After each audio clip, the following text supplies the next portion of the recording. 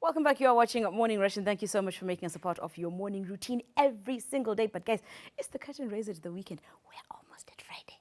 Almost there. Just a hop over. And we're deep within Friday. But today, let's deal with Thursday. Just calm down and deal with Thursday.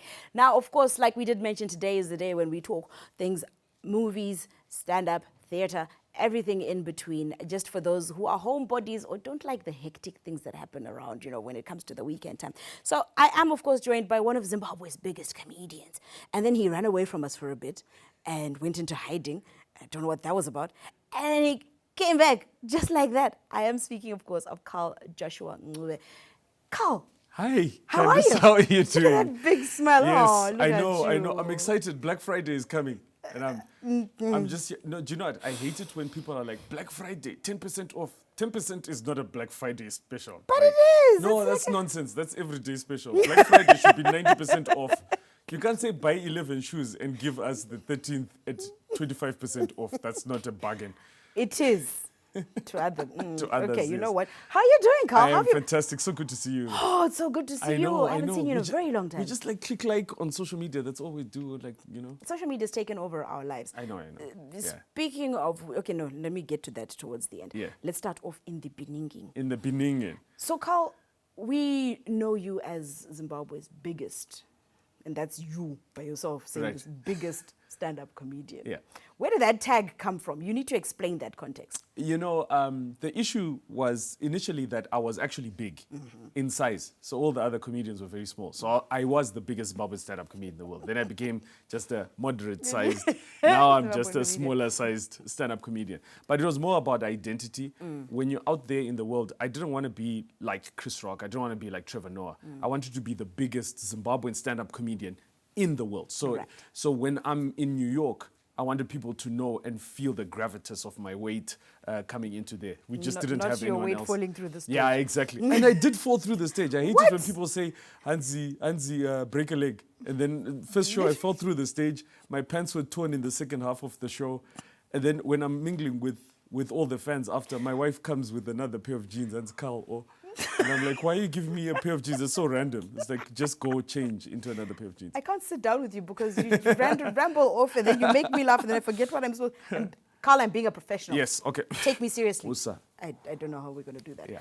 But, so, how did you, just very, very, very, very quickly, how did you find your way into comedy? Okay, so I'll explain. It's genetics. My father is, my late father, a woodwork teacher, technical graphics, but was a stand-up comedian in his part-time. So he did weddings and friends' parties and that kind of thing. And then my mother is a home economics lecturer. So that's where I get the cooking. So I basically just monetized what my parents were doing.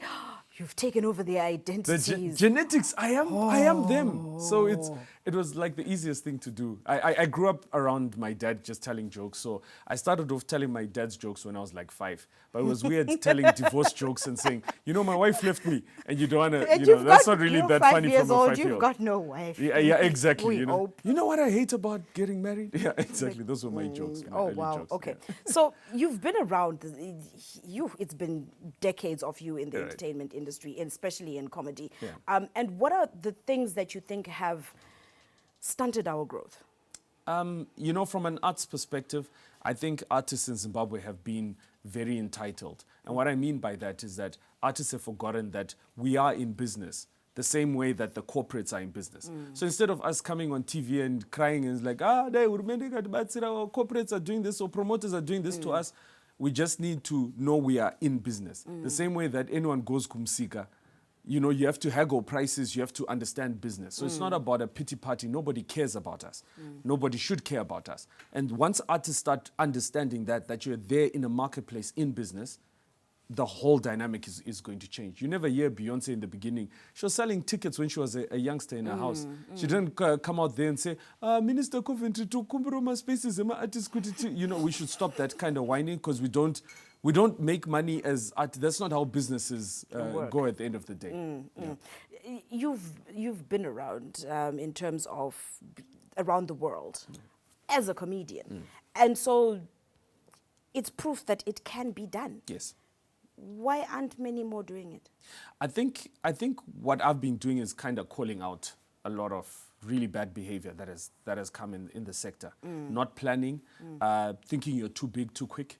You know, suddenly someone thinks they've won an award in Zimbabwe. Now they think they're big. There's a lot of grind. Yeah, there's a lot of grind that goes into it. Coming from Zimbabwe being the biggest act that's there, but going to South Africa and being the smallest act that's there. And that's important to travel. The more you travel, the more you start realizing the work that actually needs to be done.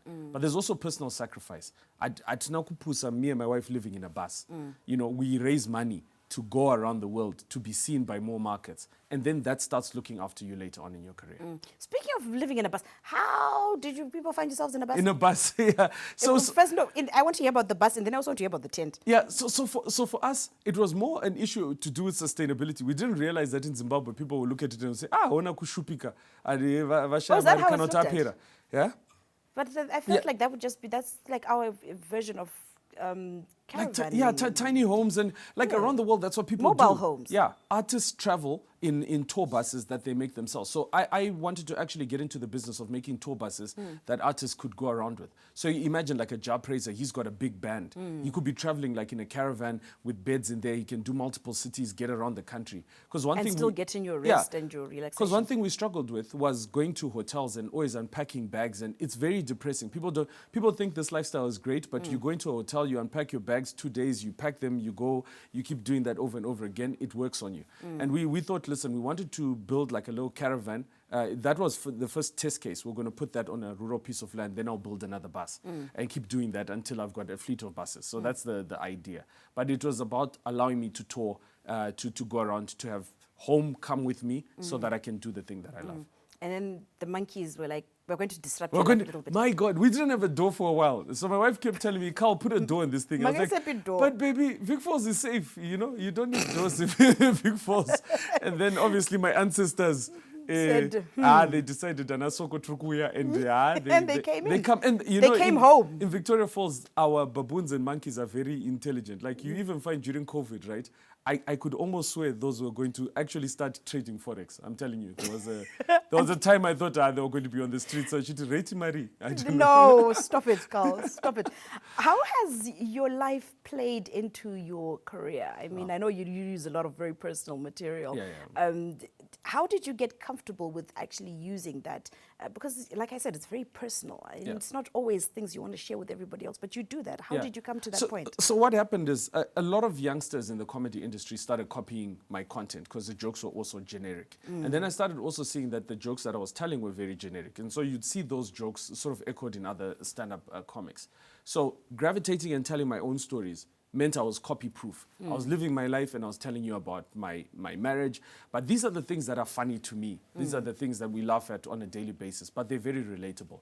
People can relate to what it's like being now my age, you know, and I'm starting to get, you know, COVID just made me age like 10 years. I don't know what that feels like. And I've become a grumpy old man. And so now my comedy is about how I don't like young people and their energy and they are running, you know, just standing up, my body tells us, hey, we're not doing that, my friend.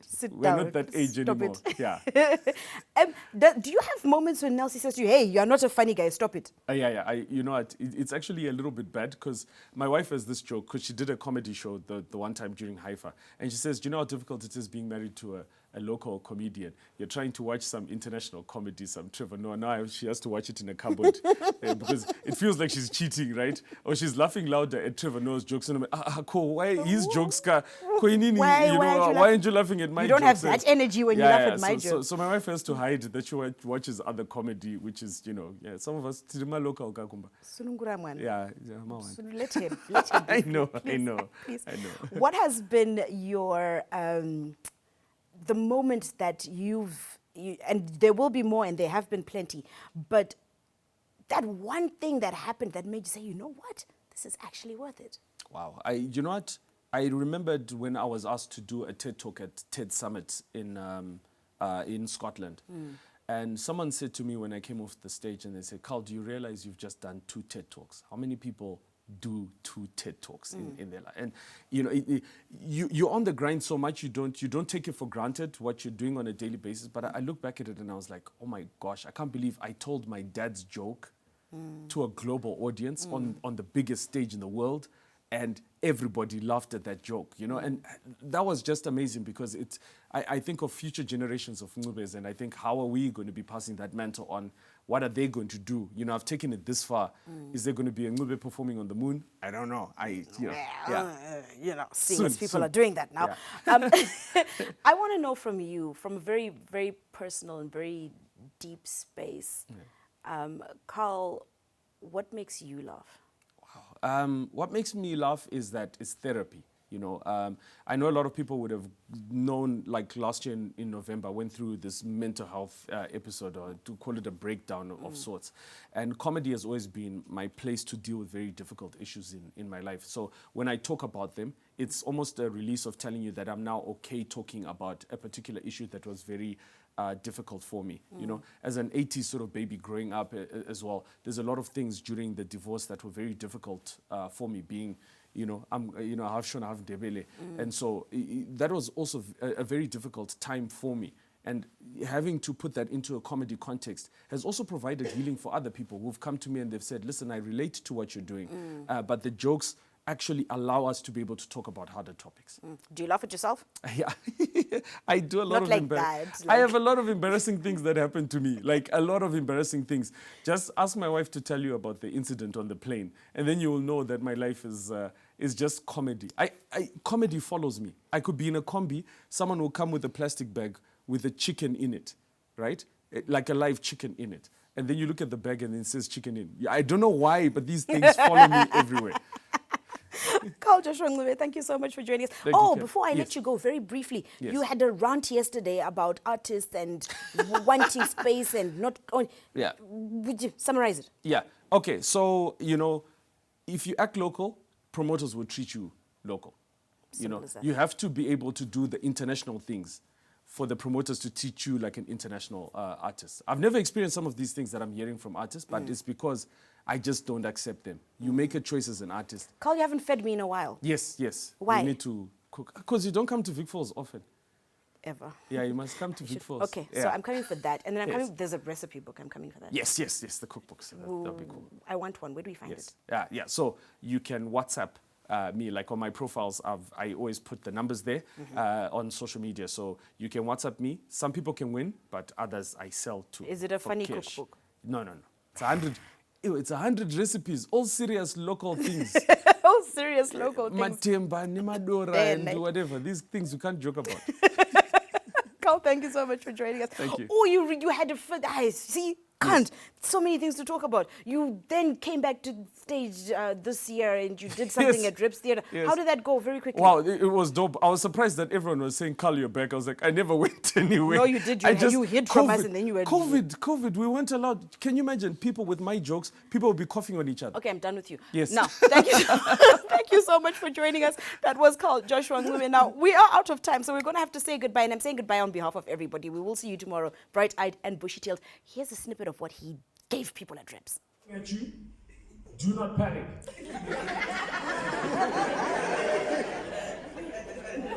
I'm a fucking Zimbabwean, I'm always panicking. What is your point?